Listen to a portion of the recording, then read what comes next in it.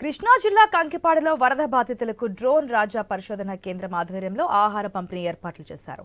తమ ప్రాంతంలో ఇలాంటి కేంద్రం ఒకటి ఉండడం పట్ల హర్షం వ్యక్తం చేశారు. ఆపత్కాలంలో ఆహార పంపిణీ చేస్తున్న సంస్థ మరింత అభివృద్ధి చెందాలని కోరుకున్నారు.